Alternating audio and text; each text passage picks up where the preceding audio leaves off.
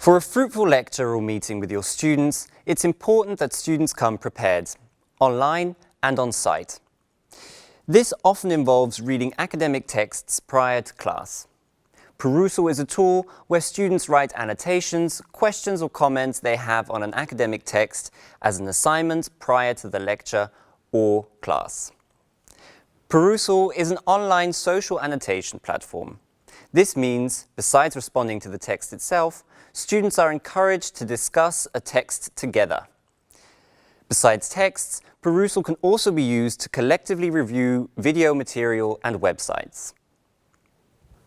Perusal assignments are an opportunity for students to discuss the materials with each other, so help them create focus while reading by providing them with proper instruction and reading questions both in class as well as digitally.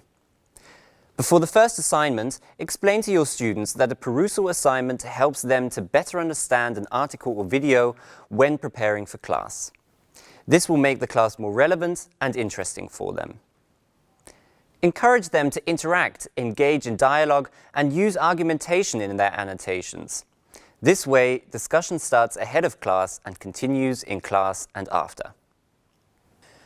After the first task on Perusal is finished, you can analyze the results via Perusal Analytics and the Confusion Report. These help you make quick sense of what students are discussing and/or struggling with. If you want to delve deeper into a discussion, simply click on one of the comments.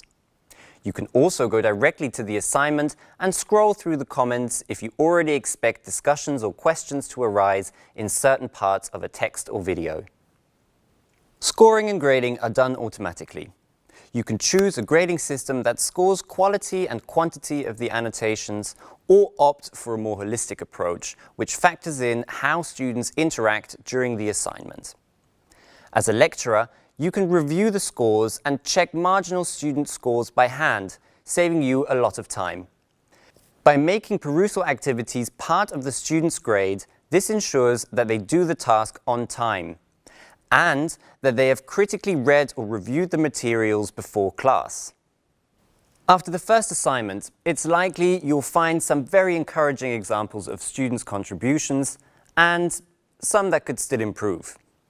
Also, you may sometimes find students are focusing on elements you did not expect. This is very normal and offers you several opportunities. First, make sure you pick out some key comments you noticed on the article's subject, which you can address during the class or your lecture. Did you see any hot debates? Or maybe students focusing on other things than you wanted? Are students very confused about something? Instead of a regular lecture, you can now use these insights for in-class discussion. By doing so, you are also explicitly connecting and aligning the Perusal activities with your classes, making the assignments more appealing to your students. Second, also do not forget to provide students with feedback on their effort. You asked them to collaborate, so did they do it? Maybe you saw a few students having a really nice discussion which excited you. Use that as an example for other students, so they see what sort of collaborative behavior is appreciated. This way, student engagement is expected to increase. Some students may struggle in the beginning and need some encouragement and good examples. Make sure your feedback is constructive by showing some good examples of that week.